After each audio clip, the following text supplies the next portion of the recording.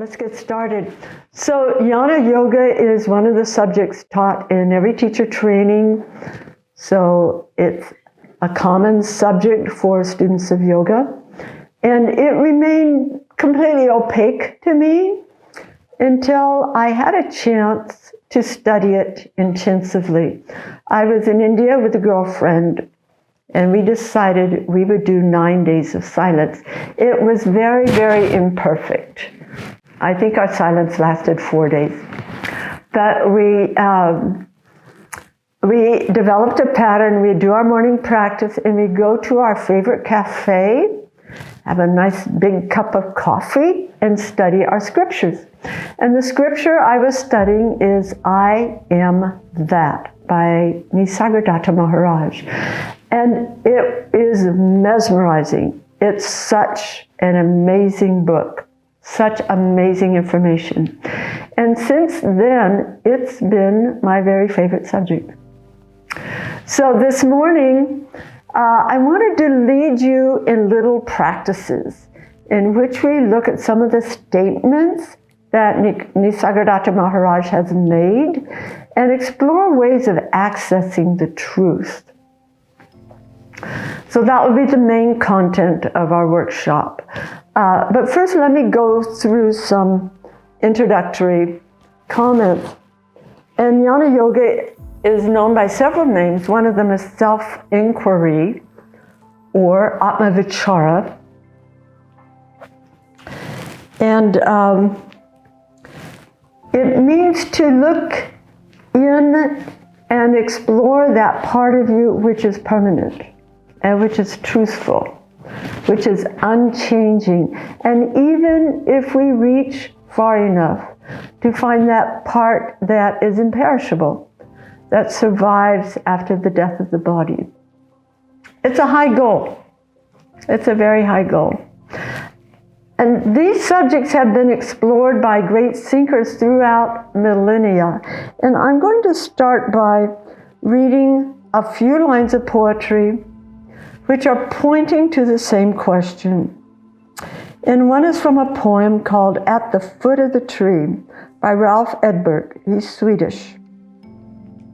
He writes, "The individual is only a temporary stopping place where elements that have always existed and that shall always exist, and in where life on its restless journey between various life forms has checked in for a quick visit." What a vision of human life. And now let's look at T.S. Eliot from the Four Quartets. "We shall not cease from exploration, and the end of all our exploring will be to arrive where we started and know that place for the first time." Isn't that beautiful? So Jnana Yoga is very similar to Raja Yoga, which is another discipline offered in our teacher training programs. But it's using the mind in a different way. Whereas in Raja Yoga, we look at the mind, look at its components, and begin to understand how it's organized. In Jnana Yoga, we use the mind, and we use the mind to evaluate experience and to look for that which is unchanging as opposed to that which is changing. So it's referred to as neti, neti, not this, not that. So it's removing the chaff from the wheat, okay? Removing the impermanent from the permanent.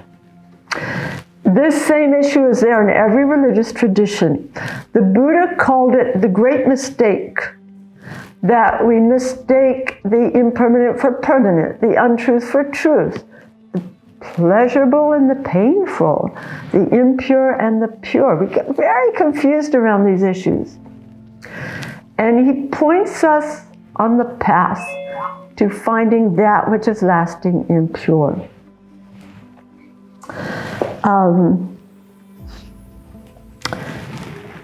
And it's so completely fascinating to discover that the great yogis and the great saints tell us it's really not that hard. And that the world of the permanent and the world of the truthful is actually right here in front of us. And I'll give you this example. This is from Nisargadatta Maharaj. He likens it to going bird watching. And it's something I think we've all experienced where the expert beside us says, oh, there it is. There's that rare bird. And we say, wonderful, finally. But I don't see it. And the expert says, well, there, it's on the right side of the pine tree. And we squint, we concentrate, I don't see it. And he says, well, it's green color, and the tail is sticking down, it's a third of the way up, and suddenly we say, oh, there it is. And yes, it was in plain sight all the time. So in the same way, Nisargadatta says, the reality and the truth is in plain sight, but we've conditioned ourselves to not see it. He also says, I'm going to read this to you. Since the self is in you, the difficulty of finding it could not be serious. The self is quite obvious, and it's within the experience of everybody. The word enlightenment conjures up the idea of some superhuman accomplishment, and the ego likes to keep it that way, but is simply your natural state of oneness with being. It is accessible to you as the feeling of your own presence, the I am. So he refers to it as I am. We're going to find a lot of different ways that that experience is expressed. It can be expressed as true self, or awareness, or abiding presence, or true peace. But we all have a sense of that abiding presence that is always with us. So what is the obstacle? And why is it so difficult for us? I think it helps us to remember that as babies, we actually resided in that pure consciousness. That's why we love babies so much. And we're uplifted in their presence.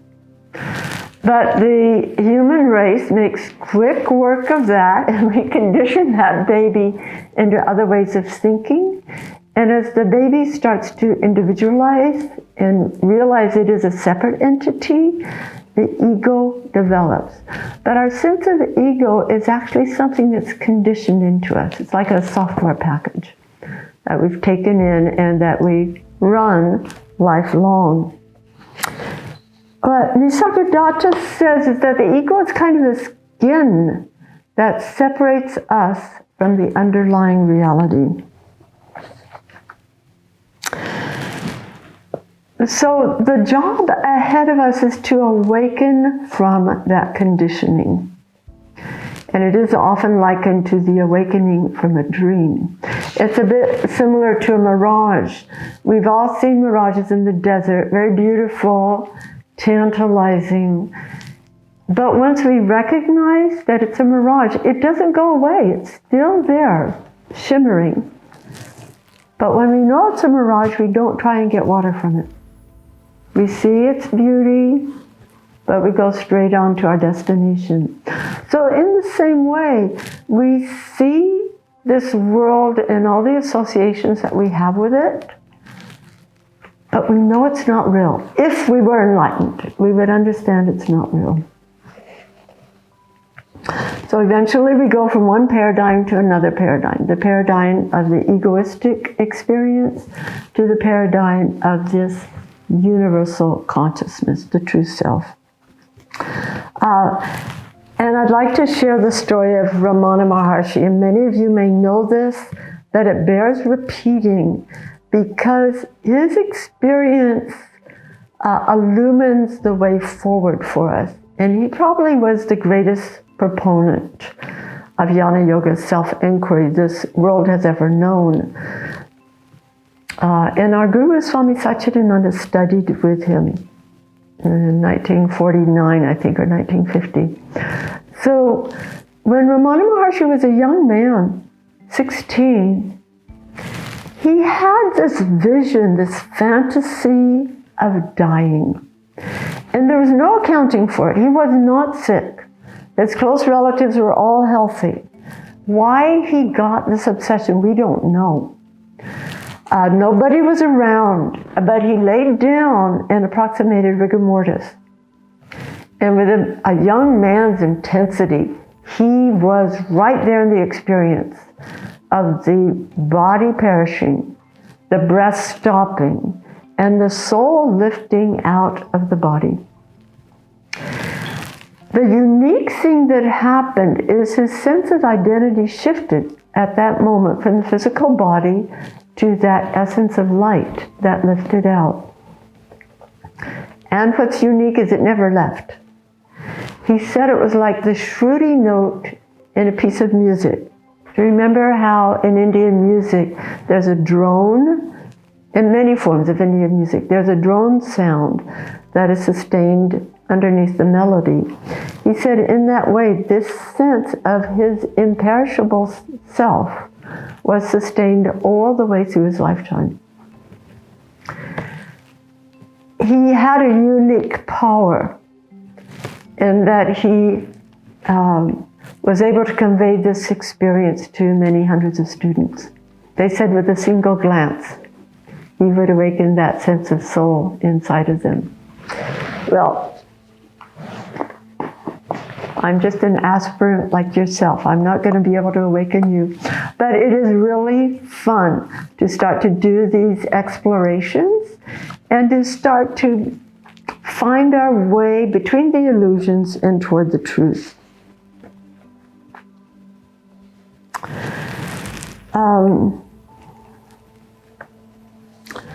So I think I'll start with an analogy from Swami Satchidananda. It's a bit elaborate, so bear with me. And the analogy is of a camera and then of a movie screen. And by chance, the word for desire in Sanskrit is asa. And those who are older in the audience would remember that film, when we use mechanical cameras, not digital, the film came to us according to the asa, the 400 asa, high speed, 150 asa, slow speed. Slow speed you used in a dark environment or dimly lit. High speed you used if your subject was in motion. And it completely delighted my Swamiji to see the correspondence with the idea of desire. He said if you have a lot of desire, you can capture lots of pictures. And then he took the analogy further. When your roll of film is done, you take it into a dark room and you put it into pans of chemicals. Some of you probably have done this. My father had a dark room. I know exactly how it smelled. Not very pleasant. But the film has to go into a developer and a fixer, and then it's hung out to dry, and then it's ready for the prints to be made. So Swamiji said in the same way, during the day we capture images. And then there's in a way a dark room. It might be when we're in a hot bath. It might be when we're walking the dog. It might be when we're just resting for a while before dinner. But there's a time when we air out the mind, we go over the events of the day. We're alone processing what's inside us, what's in the mind. And he says that's the developer. We're processing it.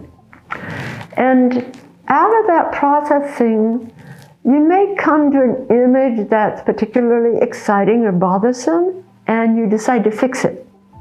And that's when you dip it into the fixer.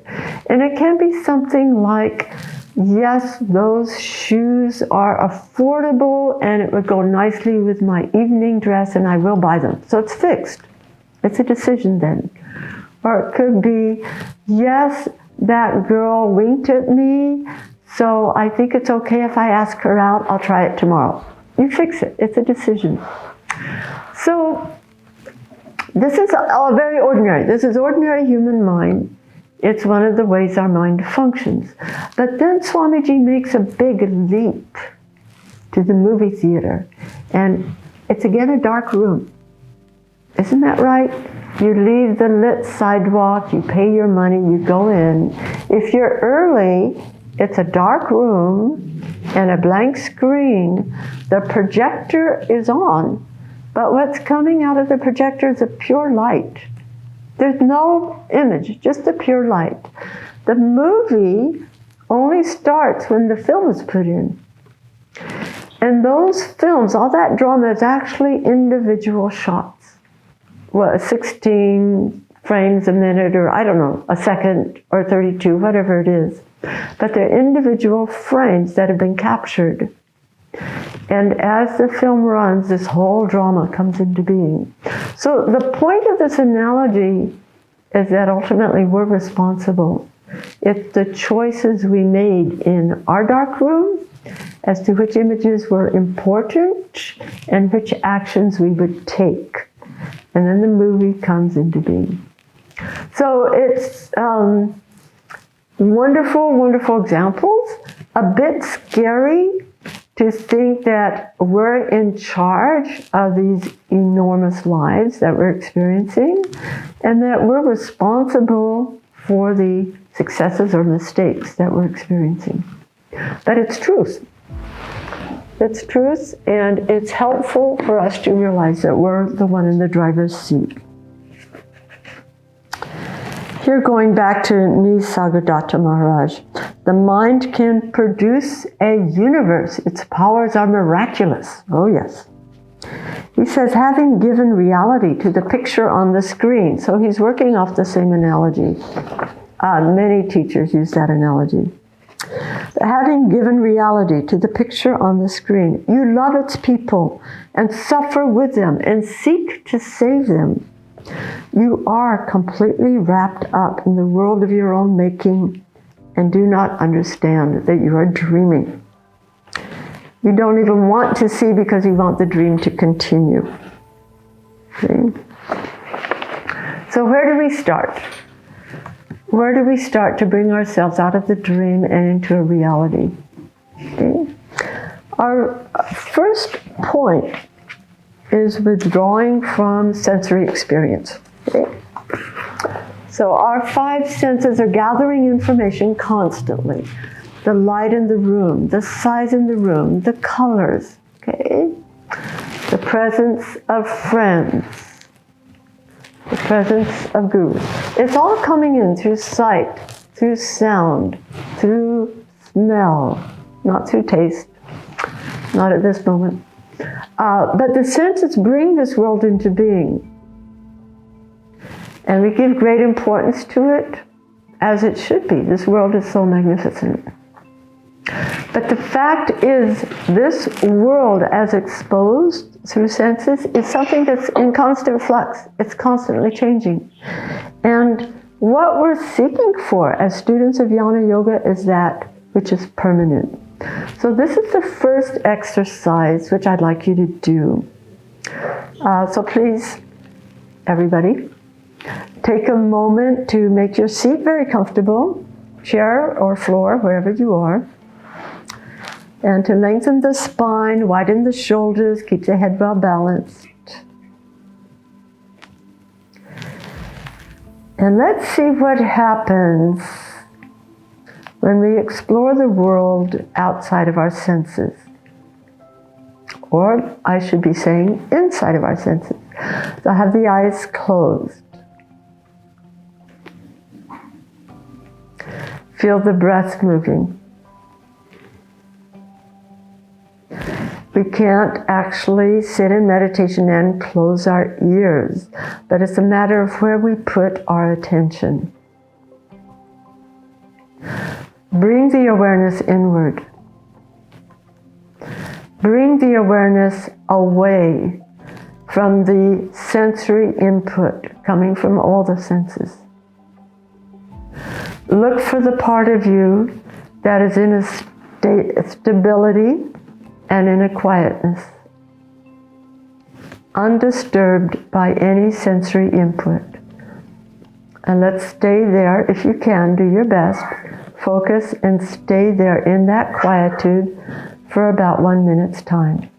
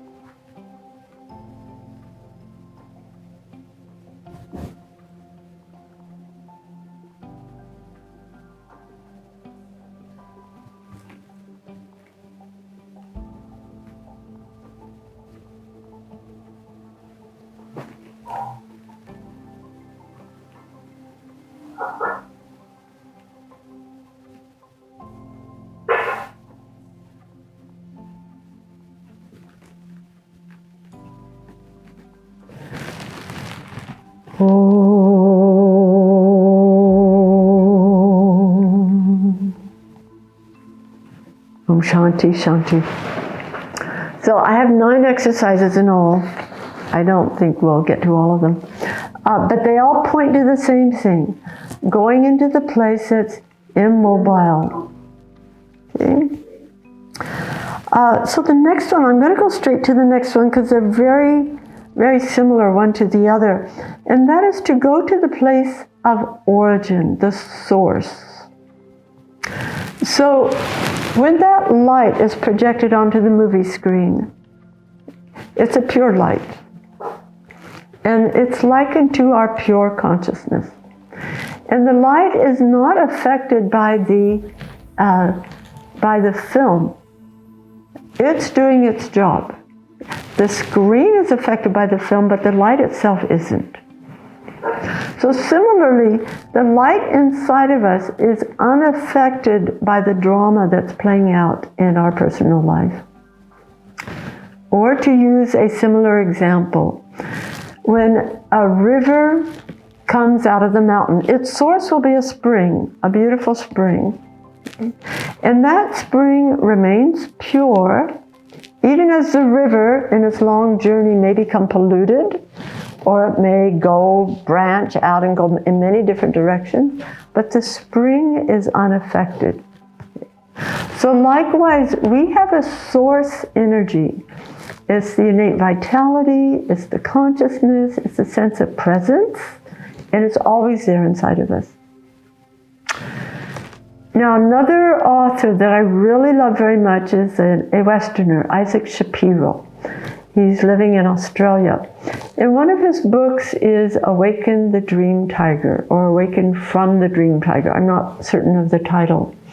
And he says it's not harder than putting your attention anywhere on your body. If I say, think of your left knee, no problem. It doesn't hurt, but I feel it exactly. I know where it is. I feel the energy presence of it. He said, in the same way, put your awareness, put your attention on that presence inside of you, that source presence. So let's go ahead and see if we can make contact. It's that spring, it's that white light, it's that presence that is not affected by sensory input. Let's see if we can find that inside of ourselves. So again, we'll give it just 1 minute of time.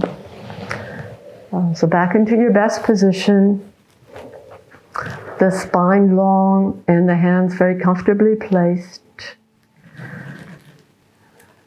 Focus on the breath for a few breaths. And then go ahead, take that inner journey. Find the very center of yourself, that spring, that place where time seems to originate, where your light is prior to any external experience.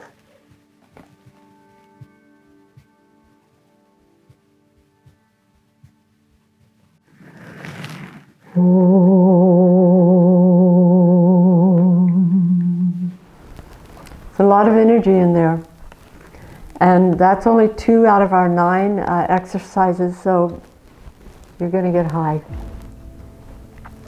The next one I wanted to look at is consciousness itself. So consciousness is the context in which everything happens.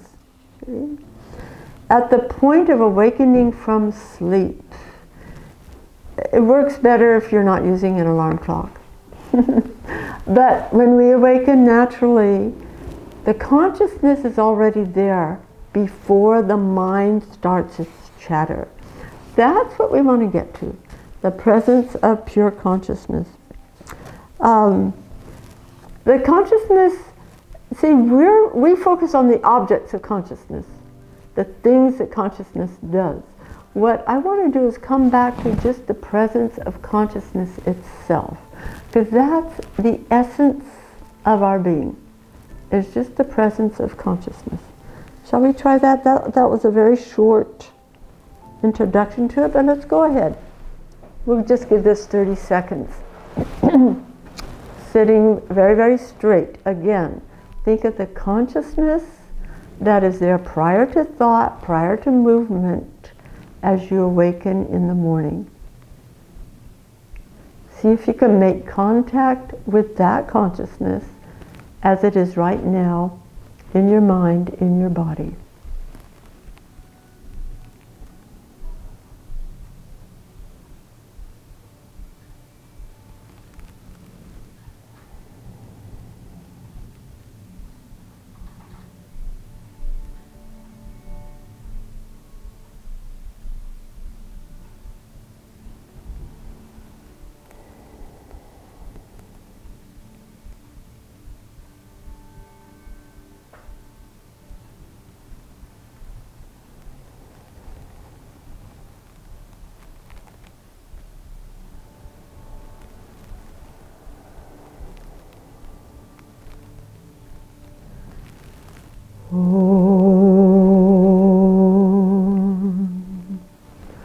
Om Shanti. Again, relaxing. We'll just move right on to the next. Being present. And this is there in every meditation workshop. How to keep the awareness in the now. And I'm going to start with a poem. This poem is by Li Po, a Chinese poet. It's just 4 lines. The birds have vanished from the sky. Now the last cloud drains away. We sit together, the mountain and I, until only the mountain remains. Isn't that beautiful? We sit together, the mountain and I, until only the mountain remains. Do you see? And we've all had that experience, usually in the presence of great beauty. When we become absorbed in that beauty and our sense of personal boundary dissolves away, we merge into the beauty. So it's a matter of coming completely into the now, into the present. I can remember a concert by Odetta, 1969, Berkeley, California. But it's still in my mind, because something in the beauty of her music, so far as I know, the whole audience levitated. There was an ecstasy in it. And the ecstasy derived from the beauty completely focused our mind. We became 100% present. And that in itself is a meditation. That's the goal, actually, is to be 100% present. So let's look at this. And I'm going to draw from Isaac Shapiro again. Sometimes from a Western mind we get wordings that really reach our heart. He says, take just one moment between birth and death to see who you are. See where God originates, or yourself originates, in this microsecond. I'm not asking you to try and get anything. If you get something, you might lose it. I'm asking, who are you? What is your experience of you this very moment? You are here in this moment, and we're investigating. If you make effort, it's going to take you out of the now. I'm asking you to have the willingness to be part of the universal. Give yourself totally to the task of the present. Abandon memory. Abandon habits of evaluation and striving. Okay? All right. So that's a tall order. That's a tall order, and I think actually I mixed a little bit of Nisargadatta Maharaj into that. And I'm going to give it to you, give the idea of being in the now with another analogy. Or I'm drawing again from the movie. So the movie, it's individual frames linked together at such speed that we don't recognize that it's drawn from individual frames. Well, you know, our life is like that also. It's individual moments. But we link them together with memory, with expectation, with anticipation, with our relationship with the things around us. What I would like you to do is take this short time, this will be 1 minute again, and see these minutes of life, this 1 minute of life, as a series of nows, individual frames, instead of being linked into a bigger movie. Okay, I think we can all do that. It goes against habits of mind because we want to link. We want to link into the past. We want to link into the present, plan for present. So what I'm asking you to do is be with the miracle of the now, repeating itself over and over, just for 1 minute's time. Okay, let's give it a try. So again, your very best posture. A few slow, deep breaths. Your hands very comfortably settled. What are we going for? We're going, our attempt is to keep the attention in the absolute present, in the now as it arises, moment by moment. So let's begin.